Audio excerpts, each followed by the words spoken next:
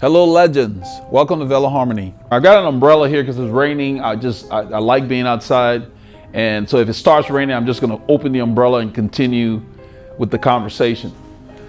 I got a request from one of our legends, do a video on how you select a local fitter. I mean, let's face it, if you're going to buy a $15,000 bike, a $12,000 bike, what's $200 to $300 to make sure the thing fits you? I mean, really? But you'd be amazed how many cyclists will spend years fiddling around with their position as opposed to finding a good fitter. I want to stress to you guys that whatever dollars you're going to spend to get a good fitter is really worth it, because, you know, it's money well spent.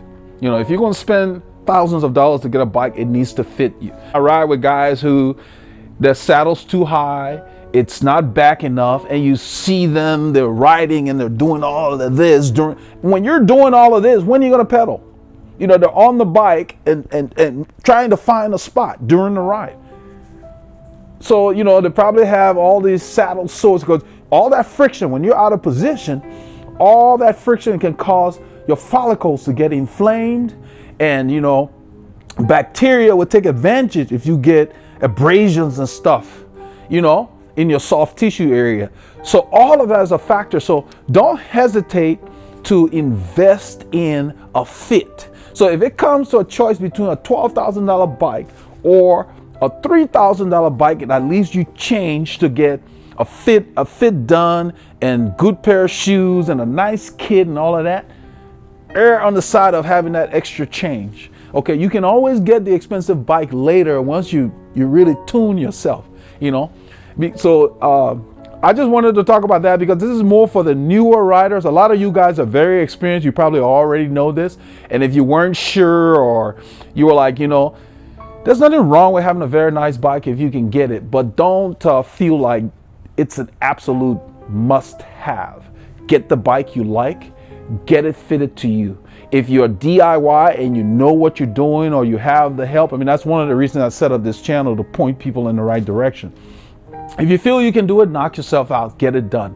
But if you're having trouble with it, there was a guy in Belgium that posted on here that he was having trouble for a couple of years. And I'm sure he was trying something himself. But what I liked was, once we hooked up, when he joined the community, we started to send a few messages.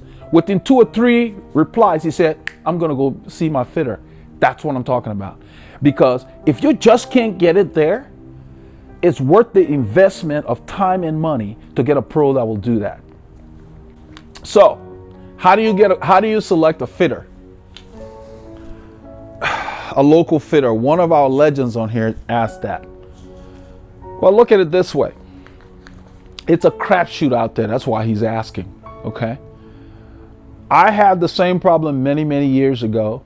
I had fits. I mean, I used to race. I was on a team. I didn't even have to pay for it. They took us to one of the sponsors who happened to have a guy that worked in the shop that supposedly knew fit. I've always been like a Vega cycling freak. I'm very cerebral. So if you're doing something and you're not explaining it, I got a big question mark. You guys have probably had this. You've been in class, you got a brilliant instructor, and they come, you know, I had this guy, he come with glasses. He was brilliant, genius. He just comes, he's a chemistry teacher, start doing problems on the board. Couldn't teach a lick. He could not explain what the heck he was doing. Most people that took his classes failed because he just came and he did the problems, but he didn't show us how to do it. He didn't give us the understanding of the process. So, relating to how you find a fitter, just like how you find a doctor or whatever, first of all, you want to feel comfortable with that person. You want to talk to them, you know, talk on the phone. I'll give you my experience here in Houston many years ago. I'm not going to name the fitter because he's still operating. I heard about a fitter around the Loop area. For those of you who are in the know, our I-10, 610 area. I went down there because I was anxious. I said, well, you know, this guy comes, people were talking about him at bike races, because I used to be a little uncomfortable from time to time. And this is one of the things that got me into training and studying and to become a bike fit specialist, because of how I was treated. I went to the guy's studio, and he told me to go back and go on the internet and make an appointment. I'm already standing there, okay? I'm supposed to leave now. I drove there. I'm supposed to go back and make an appointment on the internet. That's like, what about a bird in the hand? Needless to say, he never saw me again. So I'm just relating that. You got to have a feel for the person. If they rub you the wrong way, that's not the fitter you want. You want a fitter that's going to be someone that explains what they're doing along the way. First of all, if you're building a house and you're interviewing people to build a house and they don't ask you how many bedrooms you need in the house, chances are you're not going to select them as a builder. So they need to ask the right questions. If the fitter you're going to doesn't even care to know what kind of riding you do, or, measures your body proportion, if it just doesn't make sense, that's not the fitter for you. But let's backtrack. Before you even commit to handing over your money, you need to talk to the fitter and say, okay, do you offer any follow-up? After I get the fit, do you offer a follow-up? If the fitter does not offer you follow-up, or actually, because what I do is, if you're not happy, I hand you your money back. But that's basically when you come in, what I say is, I have a plan.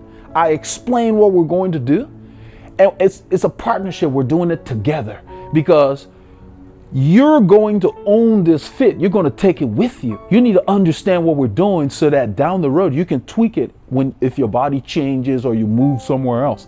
If the fitter cannot explain what they're doing, be leery of that. If they're very secretive and they don't want to tell you anything, they just want to do the fit, no. You want to ask whether you're going to give me my numbers. Am I going to get my measurements once you're done? Okay. And are you going to explain do you explain before you make changes? Or you ask and say, what do you do before you start the fit? If the fitter does not take a record of what you currently have as your setup, be leery of that too, because he's got to have a starting point. A good fitter will always start with what you came with. If you have a bike, what you came with, because that's a base, that's a starting point, so he can show the changes, and he needs to explain why he's making those changes. And you as a rider, it needs to make sense to you. If it doesn't make sense and they can't explain it, be leery of that too. But that comes in after you're already dealing with them. But just out of the gate, you want to ask what kind of guarantees do you give? Do you guarantee that the fit is going to work? Or am I just supposed to take the fit because it's done by Red Tool or whatever, the fit kit and all of that? I've had a fit kit done many years ago. It was crap because it's only as good as the person doing the measurements. So you need a fitter that will be experienced enough to explain, and before you even pay them, will explain what their plan is. How do you do a fit? You ask them, how do you do a fit? How do you go about fitting someone to the bike? Then if they're going to tell you, well, we just use this tool.